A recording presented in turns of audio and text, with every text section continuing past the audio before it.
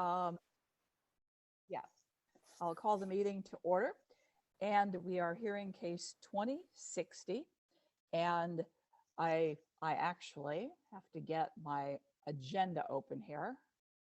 I read it very carefully, but online, and don't have it sitting in front of me. But this is Janet and Patrick Regan, and are coming back for, as I understand it, an alteration of a special permit that was granted back in 2017, but they'd also like to know whether that alteration of a special permit is necessary.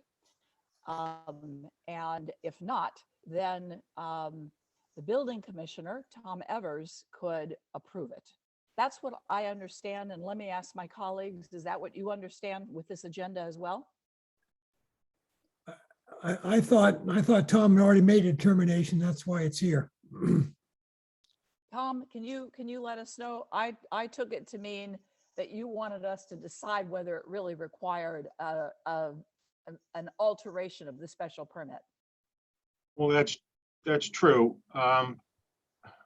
When this application came before me, I initially thought, well, they can't do this, and I realized that it had a special permit. I pulled the special permit. I compared what was okayed on the plan by the board at that time, and it was different than what was being proposed to be built. So I wasn't sure what to do, so I took it to Mike Ford, asked for his opinion, and his opinion was that it needed a modification. And when I spoke to the applicant, they wanted to come in front of the board to find out if the board thought that was necessary, the modification. So the question before us is a modification necessary? And if so, do we approve it? I don't know. This is not I don't think abutters were notified of this meeting. Correct. So that's right. Thank you. So actually, if we think a modification is necessary, then we would have to direct them to go back and make and we need to post for the proper notice and notify abutters, correct? I believe so, but Okay. maybe that's up to the board. I don't know. Yep. Could I ask a clarifying question? Yes, Bruce, go ahead. I'm also going to have to get off this video, but I'll continue on phone. And my question is there anything in this that increases the variance, or is it all a decrease? In which case, if it's all a decrease, I would suggest we don't need the hearing as such, and that we can move forward. Thank you. Yeah, Bruce, I believe, this is from my reading, it's all pretty much a decrease or the same. And we're going to hear from, is it Sarah? You were going to speak to it? And we probably, yeah, let you make a brief summary of what this change includes. But I think Bruce is correct. It is the same or a decrease. So but I just want to clarify that what we're discussing is, do we even need to pursue a variation, or can we direct the building commissioner to go ahead and approve it, basically? And so, okay. So any other comments from other members? Oh, Michael, you're on. We can't, Michael, you're on mute. Yeah. You're still on mute. Okay. Now you can hear me. Thank you, Lynn. Okay. So, Michael, Arnick, the chair, just joined us. So Michael, we started with the question, are we approving a variation before us? And our understanding is, no, we're not, but we're determining whether we even need to approve it. If we did, we would have to have the proper notifications and would have to continue it. And so we're really answering the question, is there any approval, a variation on the original special permit needed? That's what we're answering tonight. Yes, that actually, that's an accurate statement of the case. Okay, all right. So that's where we are. We have not yet, I haven't asked whether anybody has a conflict. And do you, Michael, would you like to take over here? I don't need to, Lynn. We're doing fine so far. Okay. All right. Well, just remind me if I miss something, okay? And Yes. those of you who are on, this would be my second time, so bear with me.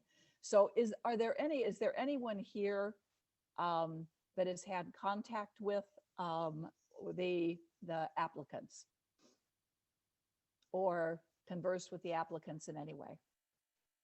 If no, then there is no conflict. And so we will go ahead, and probably the next thing we should do is, Sarah, you could give us a brief summary, as you did in the one pager in the materials, on what this variation is from the 2017 special permit. Thanks very much. And thanks for meeting this evening to review this question.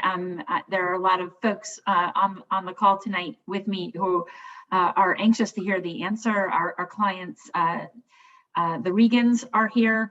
Sibel Asentegral, who's the project architect, is here, and April Ducat, who's with Cape Associates as the project manager for the builder, is also here in case you all have some specific questions. But I'll just briefly review why we're here tonight. And you've essentially summarized it all accurately. We're asking tonight whether or not the changes that we're proposing rise to the level of what we call a modification, such that we'd have to go back to you in the public hearing format with notice to the abutters to modify the special permit we originally got in 2017.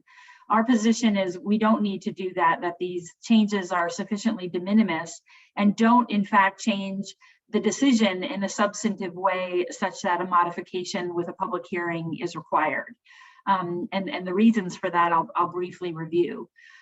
In 2017, we came in front of you on a special permit for two reasons. One, our proposal was in excess of 4,000 square feet. When the lot size was only 47,613 square feet of buildable upland.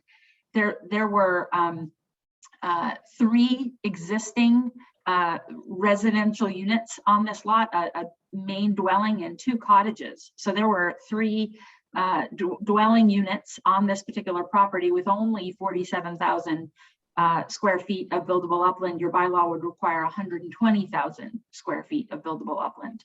So that was a pre-existing non-conforming condition that we were altering and required a special permit for that. We were taking those 3 units and reducing them down to 2 units.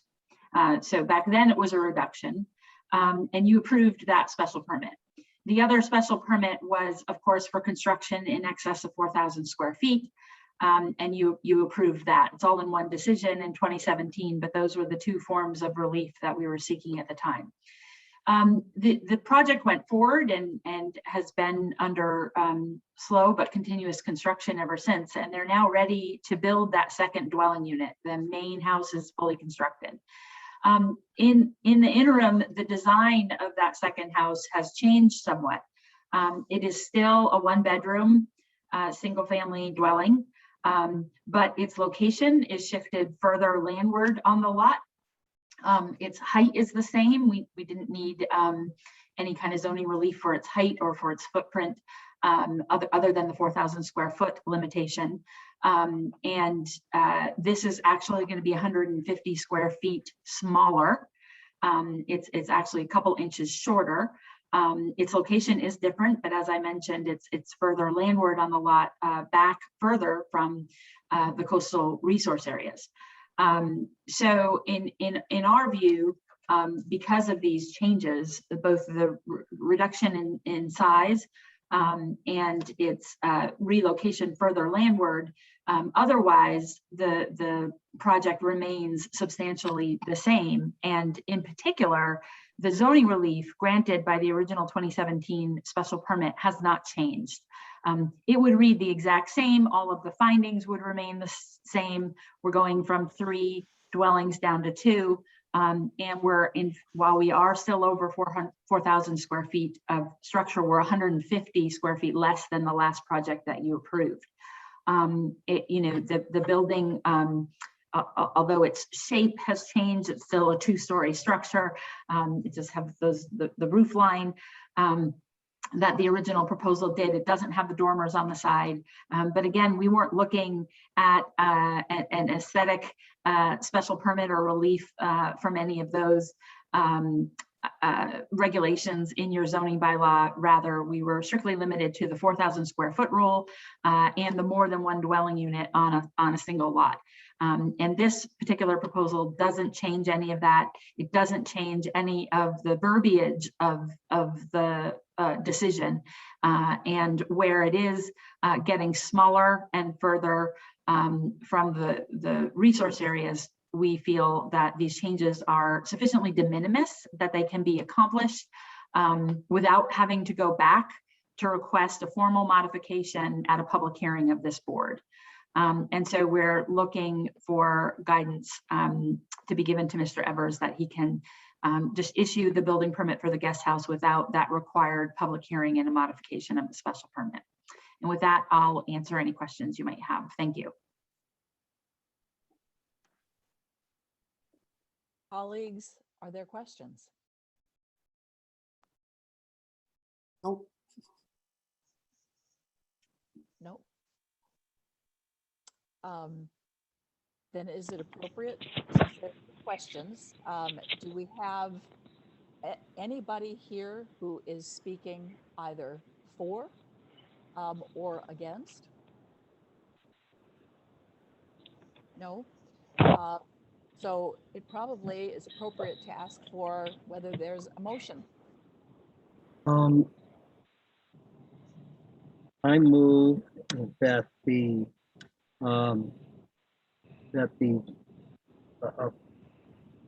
Board of Appeals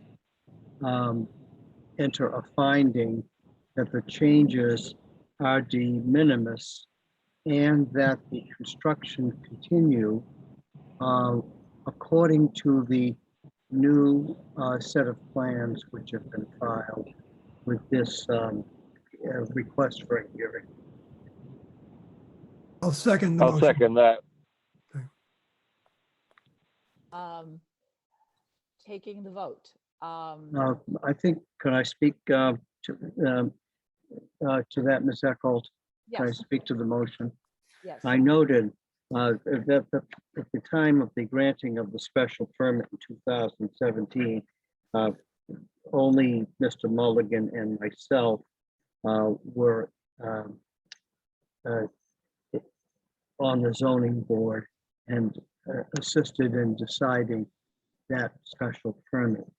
I have now no independent memory of the hearing, but I do note that there is a reflection that there was an objector who objected only, at least it appears that the only objection was to the dimensions of the building. The letter of the applicant's counsel dated November 18th notes very explicitly that the new footprint is 150 feet smaller than the original set of plans. I note also that a brand new set of plans has been swapped into the file, so to speak, and to which the applicant will use to finish the renovation and reconstruction. I also note that the building elevations now are within or less than the 2017 plans. And finally, the distance from the coastal bank has been further mitigated. So all in all, in this, and I'm particularly impressed by the fact that all of this is documented by plans which have, for all practical purposes, supersede the 2017 plans. So we can easily conclude that the changes are minimal, and any member of the public can compare and contrast to notice that conclusion is almost compelling.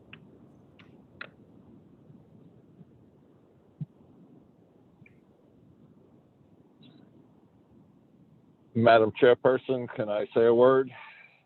Sure, please. I am not necessary on this call. And were I one of the voters, I would vote in favor. I would just like to commend the building commissioner for bringing this to us. I think an excess of caution is always the right choice. And with that, I'm complete. Thank you. Okay, Thank you, Mr. Cobb. thank you. All right, so we will now take a vote. And Michael, you remind me, do we take a vote and leave somebody out? We take a vote to get 5, right? You may name the 5 who are going to vote, Lynn. Right, okay, all right. Take, I will- And take then we- Mr. Taub out. And Take Mr. Taub out. I'm Mr. going to leave the Taub, call. Thank you. He bowed very out. well. Okay, that makes it easy. All right. Michael, Yes, Emily,